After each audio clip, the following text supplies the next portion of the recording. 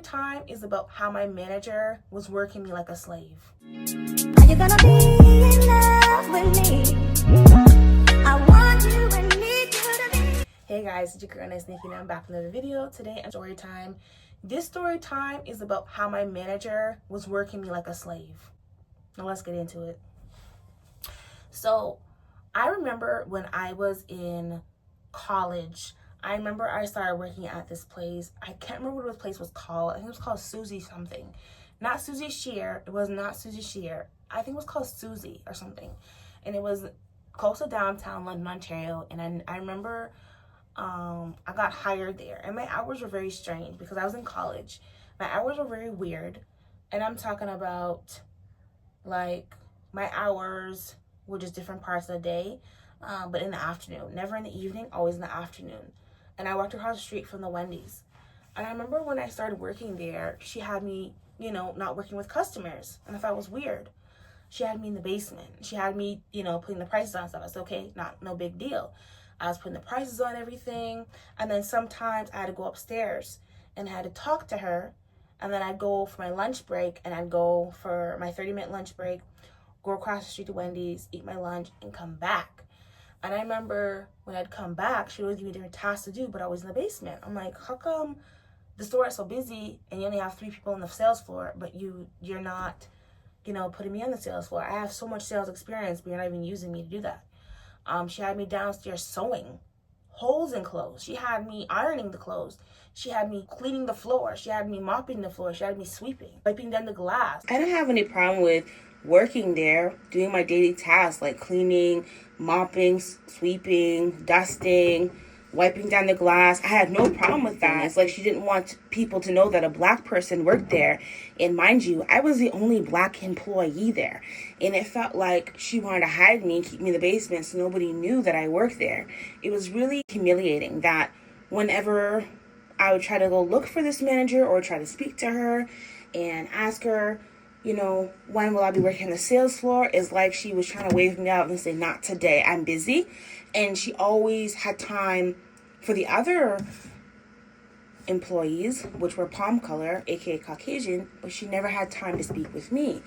And as you hear this story time, you can see that basically a lot of nonsense happened here. But even though all that was happening, I still had my faith in God.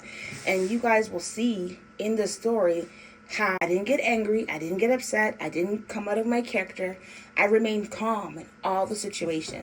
Another thing I want to add is I remember when I was working there that it's like the employees that worked upstairs, they were a lot different than the ladies that were downstairs.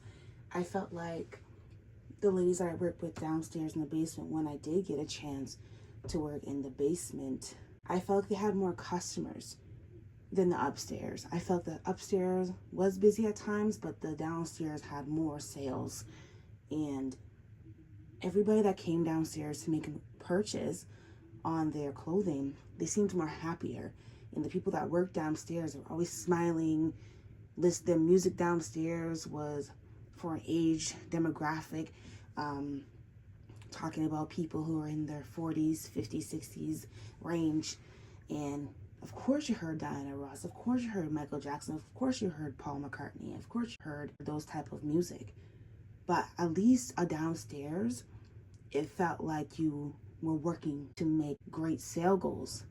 Unlike upstairs, it felt like you were under pressure, under a pressure cooker, trying to make a sale so it doesn't look like you're lazy and not doing your job. And when you're upstairs, it felt like you had to be uppity.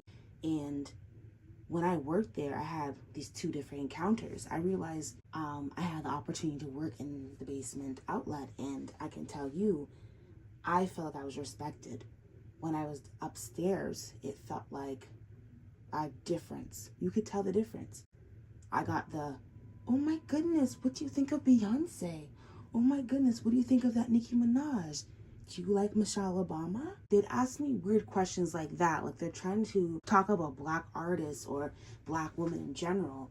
That the only ones they could think of at the top of their head to try to make me feel comfortable and with interactions. But meanwhile, it just made it more uncomfortable.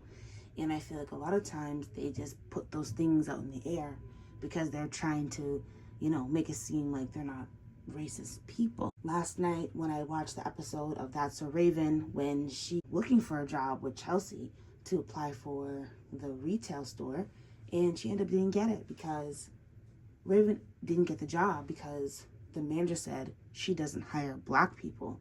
And the reason why that is relevant to my video is because I felt that way. I felt like the manager hired me for decoration. I didn't feel like she hired me to have me in the actual store to be selling product. And when she got that feedback that I did excellent in the store, it made her feel more uncomfortable. And as you watch the video, you'll see why. But I feel like there's many interactions that I had where I felt like, oh my goodness, I'm the only black person here. I wonder if you're hiring more people from different races. I felt like it was just so overwhelming. And mind you, this is back in 2016-ish. And at the time, minimum wage was not minimum waging. And I felt like I just went by grace. And I wasn't really trying to, pressure or be disrespectful or lose the job that I just got. And for some reason, I don't know why I wasn't trying to, go up to that office and try to get my money right away. But the thing is, I didn't want to be labeled as the mad black woman, the crazy black woman, the angry black woman. So that's why I tried my best to be as calm as possible and handle these situations. Meanwhile, in reality, I really want to say, where's my money? Where's my money? You know what I mean? Just give me my money. Yay! That's all I wanted. I just wanted my money. I wanted my respect. And I'd got neither. So I've had many, many, many different work experiences. As you can see, I worked for probably your favorite clothing brands and probably your favorite stores. I have 15 plus experience in this industry. So I just feel like to be able to experience something like that is crazy. The only way you can get through a situation like that, a workplace like that, is when God has your back. And I know most definitely God had my back. All right, let's get back to the video. It's like, I'm like, why am I only doing this? How come I can't be seen by anybody? I felt like I was trapped in that basement. And then there was times where she's like, okay, well, you're gonna work the downstairs part. I said, okay, good. Because the part where I was, it was like kind of like this space right here, very small. And it was a door that was closed. So I was in a room by myself the whole time. She was never down there. She was always in her office with her dog. So I remember she's like, okay, now you're gonna, because the person is not gonna be here today, you're gonna be working in the downstairs section of the store. And this is where all the discounted clothes are. I'm talking about clothes. Now these clothes are very expensive, but this is the downstairs part. And all of the clothes is discounted. And she told me that I have to buy some of these clothes so then I can work with the customers. So I had to buy the dress pants and some shirts or whatever so I could sell the products. And I did really well. I made a lot of great sales, and she didn't like that. And the people that I worked with downstairs, they were so nice, and I love working with them. I learned how to use the cash register because it was old school style, and it was not like a computer. It was like, I'm talking about, you had to type it. Like the upstairs had a computer, but we had like a typing thing. I'm like, are we in the 1940s? Like, what's going on here? Why do we have a typing? Why don't we have the computer and the scanner? So anyways, I remember there was a time where I had to go upstairs, and I think it was like dresses for prom and dresses for weddings and stuff like that. And I remember she told me to go upstairs to the top floor and reorganize the whole thing. And I'm like, are you serious? I had to organize the whole thing. I'm talking about every single one. I had to fix it, look at the tags. If anything looked old, replace it, fix it, sew it, whatever. And I'm like, this is going to take me the whole day. Like, this is crazy. She was working me like a slave. She will only talk to you once. You never seen her again. And when she talked to you, she had attitude. She would roll her eyes. She always had that dog. And she never wanted to tell you proper instructions. So if she told you, you organize the whole thing and fix everything, she'd just go. And I'd be like, can you give me more insight? How do you want me to do this? Because she's like, well, put all the other dresses here. I want you to organize the code on it. The code started with a specific number, and you had to make sure it was like all the way done. Like I'm talking about, I don't know if she wanted it numbered a certain way, but she wanted them all, and she wanted color coded too. There was music upstairs, but I always had my own music. I put my headphones in and I just do my thing. And I already finished it, and then she was like not impressed with that. She told me I had to do downstairs now, and I always have to replenish and fix, and go downstairs and bring what's not there, and go downstairs and bring what's not there, and fix up everything. And I'm like, this is crazy. I mean, that's what you're supposed to do for your job, but I feel like she was making me do stuff that nobody else was doing. And I would always be dusting and wiping down glass, and I was always doing the jobs that nobody else was doing. Mind you, this woman was like in her 40s, 50s, and the people that work for her, they were in their 30s, 40s. I'm just like, this is something I don't like. I don't understand why she's always on my back telling me to do this, but she never gives me proper instructions. The store is always messy, and I have to clean everything up everybody else. Then I had customers, oh, hey, you work here? I said, yes. Like, oh, can you help me pick a dress? Everybody working on the floor gave me the dirtiest look. Because they're like, she's the basement girl. What is she doing helping them? And I helped her find the dress. I helped her find the shawl. I helped her find the shoes.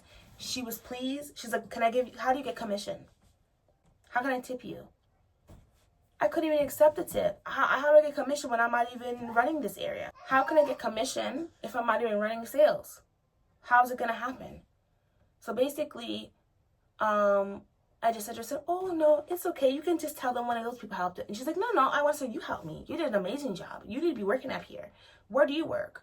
I said downstairs in the basement. She said, oh, yeah, they need to take care of that basement because you did an amazing job. I'm so pleased with my purchase. I'm so happy. Everybody around me was making a face. Like, you shouldn't have even said you worked in the basement type face. Like you told her that you worked in the basement. You need to go back to the basement where you belong. That's what I was getting. So I'm just like, oh, my goodness. I go back to the basement. I'm doing my job. And I remember they were always gossiping in that lunchroom about the boss, calling her out of her name and stuff. It looked like they didn't like her either. I remember she didn't pay me properly. And I was not okay with that. I couldn't take it anymore. I have not been paid. I have not been paid for the 3 months that I've worked there. And I'm like, I'm basically working for free. I approached her and I said, hey, I haven't received my pay yet. Is there anything going on? She's like, oh, yeah, your pay stubs should be coming soon. Should be done by the end of the day or maybe next week. You should get your money. And I'm just like, by the end of today or by next week, like, this is like almost 3 months you haven't paid me. And I'm like, this is ridiculous. I remember other people said that she's really, really bad with paying people. So I remember I got to the point where back to work and whatever. She's like, oh, today you can work the sales floor today. I said, okay, no problem. And I worked the sales floor. So she finally let me work on the main floor. And she said, but you have to be in the back part. Why is it always the back? So I'm in the back section where there's like the dresses and stuff. Like at the front is other things, but like jewelry and things. What I'm saying. I was in the back part, sales. And sometimes the store would be really slow. So I'd just be cleaning again. Obviously, always cleaning. And then I approached her again. But every time when I tried to approach her, she would always run and hide and avoid me. When I see her walk towards her office, I go to her office, she's not there. You know what I mean? So the top floor was like the expensive stuff, and the downstairs, you have to go down the stairs, was the clothes that were discounted. So she'd always hide, and I'm like, okay. And then I never got my money. And then I remember when I told her I resigned, I said, I can't work here anymore. You haven't paid me in 4 months. And this is ridiculous now. I no longer can work here anymore. I remember, I think after I quit, I think I got my money. I finally got my money, but it wasn't the right amount. You know what I mean? I think she only gave me like $500. How was $500 the 4 months that you didn't pay me? That doesn't make any sense. I don't remember who I contacted. I think I contacted EI and complained. And I don't remember what happened after that, but I remember I got some money back. I remember I got a good amount of money back. And then I was like, I'll never work for that again. Now, here's the future. Same woman, I saw her. I was driving my SUV, and I was driving to get something to eat with my baby in the back. And who do I see driving a Mercedes backtop or backdrop or whatever you want to call it with the roof gone? Her. It was her. And I'm like, is that the she owes me? She still owes me money. In my head, I said she still owes me money, because the money I got from EI was not the full amount that she owed me either. And I really want to chase her car down and cuss her out, but I said, nope, bigger person, not doing that. And guess what? God dealt with her well, because guess what? Her business closed down. Business closed down, and there was no more store. There's homeless people sleeping out the front of it and everything like that. Her business has collapsed. I seen one of the workers in Freshco, and she was like, yeah, oh my goodness, hey, how are you doing? And I'm like, this is the same woman that told me that I should go back to the basement. She's like, yeah, she never paid me either. And I'm like, really? So she's like, you're not the only one. And I'm just like, she's like, you did a good thing when you quit, because I still work there, and she's like, they're going to be closing down soon, so I'm going to try to get my best hours before I'm actually quitting right now. But yeah, that was a terrifying experience I've ever experienced in my life. Being told to stay in the basement, sew clothes, fix holes, iron it. You know what I mean? She'd always give me stuff to do, like back to back to back. I had no breaks. I was not giving any breaks. The only break I had was my lunch break, and it was 30 minutes. Sometimes it was only 20 minutes or 15 minutes. Sometimes she would be like, oh, go on your lunch break, randomly. And then she would tell me to come back. Like, she'll call me and tell me to come back. And I didn't even get my full lunch break. So yeah. And I just hope that you guys will continue to learn from my experiences and know that everything will be okay. There's sometimes you go through these experiences and God guides you through them. And I'm so grateful that I was able to get out of that. And I'm grateful to be able to tell you this story today. I hope you guys enjoyed the story time. Don't forget to share, subscribe, and like. And don't forget to comment below your comments on that manager, because was she in the wrong? Let me know. See you guys next video. Bye.